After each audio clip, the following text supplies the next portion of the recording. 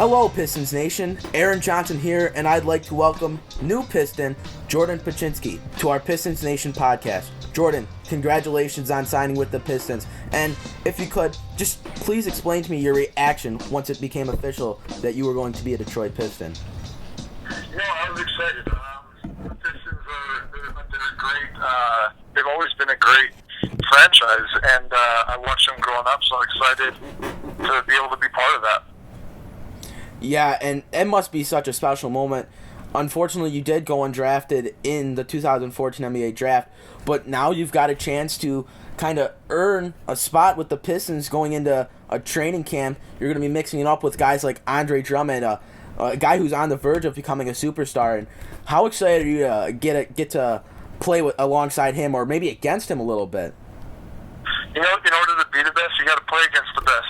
I spent my whole summer in Los Angeles playing against the guys at the Clippers facility, and played against DeAndre Jordan. So I'm excited to be able to be Andre's teammate, but also to play against him and make him better as he makes me better. Yeah, and I definitely think you guys can make each other better. Andre is really developing an offensive game. Each year he's developed to become a better post player.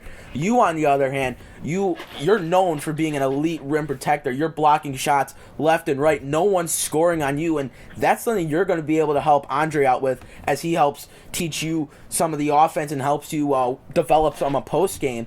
So that's got to be exciting for you.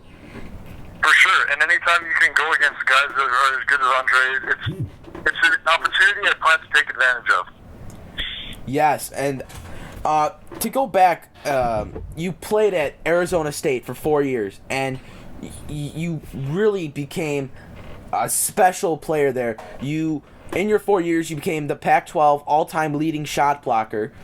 You averaged 4 blocks a game along with double-digit points, 11.5 points a game, and 8 rebounds. What was it like playing at Arizona State? And going from high school to college, what were some of the things that you worked on in college that have helped you get to where you are today? I was a very unique situation when I came to Arizona State. I'm Mormon, so I spent 2 years before getting to ASU on a mission. So I was 2 years, and the year before that I had gotten ankle surgery right after I finished high school. So I was really coming off of 3 years off of basketball to come to ASU, and so when I got there, I was really, really raw. And a lot of people think that my age is a disadvantage, but I completely disagree. Because I had those 3 years off, it's 3 years my body had to recover after high school, and so I have a younger body, but with an older head, so I think that's a huge advantage. Yeah, and I really like that. I am a guy that I think guys should have to stay maybe 2 or 3 years in college, and I think it actually benefits you. Of course, maybe you don't get to spend quite as long of an NBA career as some of the younger guys, but I think you learn a bit more of the in-game kind of situations in college that are going to help you mentally and physically for the NBA. Would you agree with that?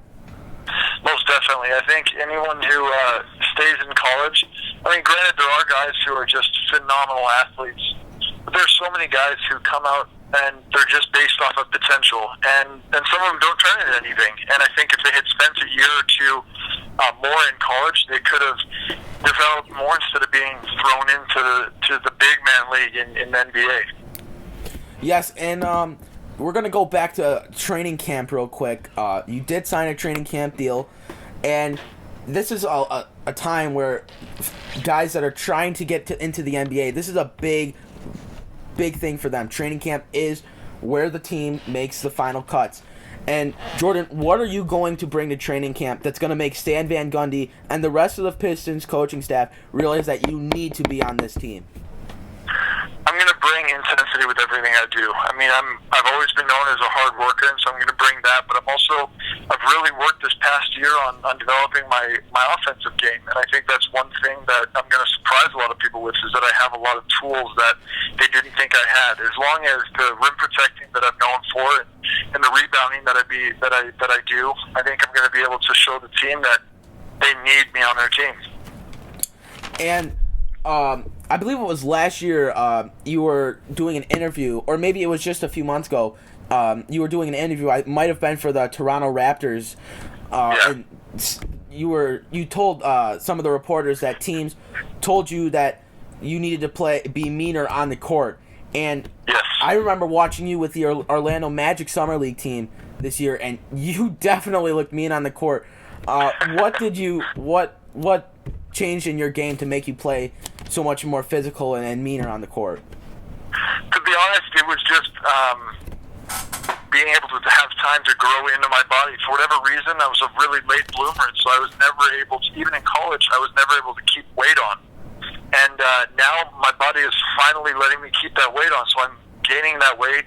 I'm stronger, and it's a mentality to go out, set hard screens, and not let anyone cut through the key without feeling your presence there. And if you can set that precedent early on and discourage guys from cutting hard through the key, you set it early on, and they're not going to do it throughout the game. So, I mean, if you can be physical right off the bat, you don't necessarily have to be physical the whole game. It just sets that precedent, and guys are a lot more timid around you. And on a rough estimate, how long are you in a gym each day, honing your skills, working on the offensive end, the defensive end, just staying in shape, adding weight, in the weight room, all that stuff? How long are you in there in a day? To be honest, I'm in there 5, 6, 7 hours some days. I mean, it's not only the time spent on the court, it's the time spent in the weight room and running outside of the gym and playing and shooting and just being around basketball.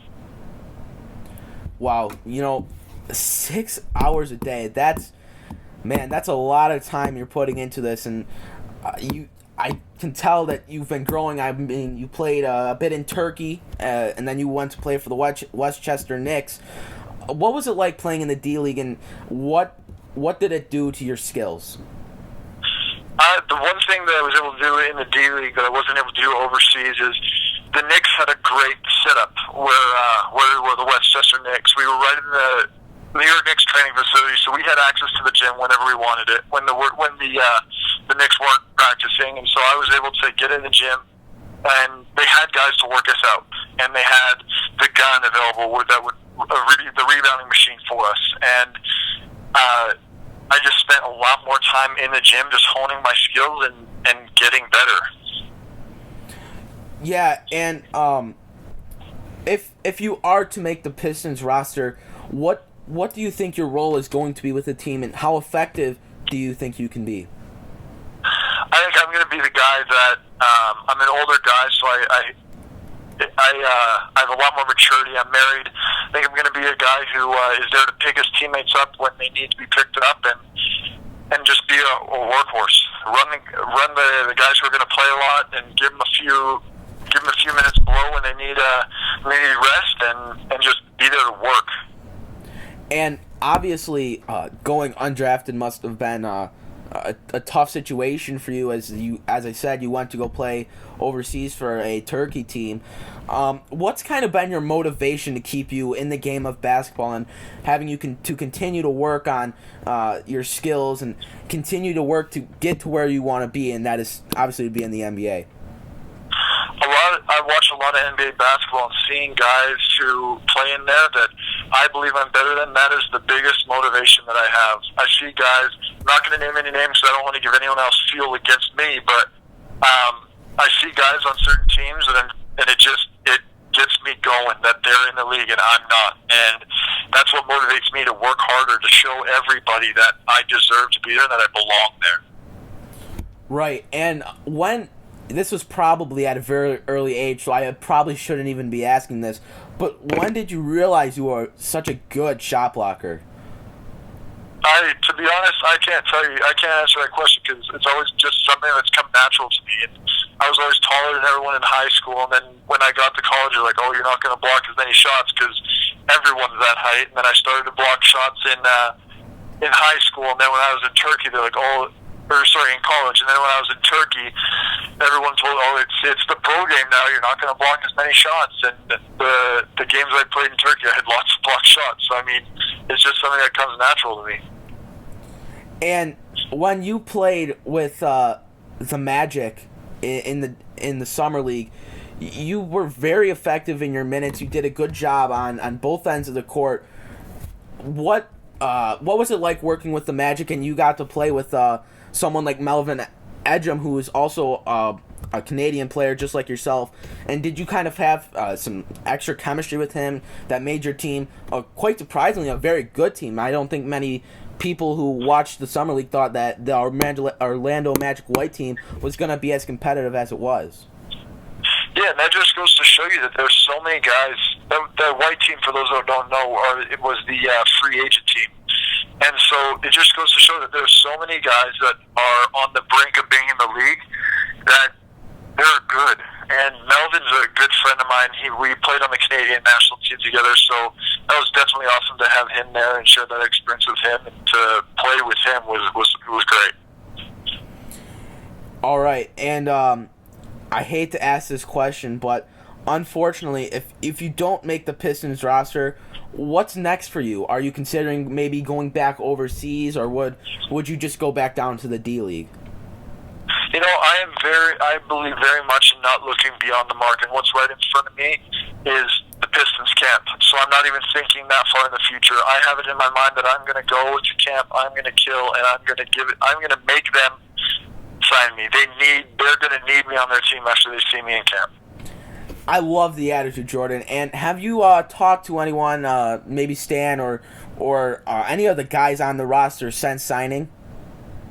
No, not yet. I get out there on Sunday, so I'll have my first workouts on Monday, so we can start getting ready and meshing with the team. All right. Well, Jordan, thanks for joining me here tonight on the Pistons Nation podcast, and I send a sincere good luck to you at training camp, and I hope to see you in a Pistons jersey come November. Thank you very much, and I hope to be there in November. All right. Have a good one. You too. And that was Jordan Bachynski, the newest Detroit Piston, talking with us here for the Pistons Nation podcast. That's going to wrap it up here tonight. Thanks for everyone for tuning in, and season's about to start. Training camp coming up, then you got the preseason, and it's going to come pretty quick. So get ready. Detroit basketball is back.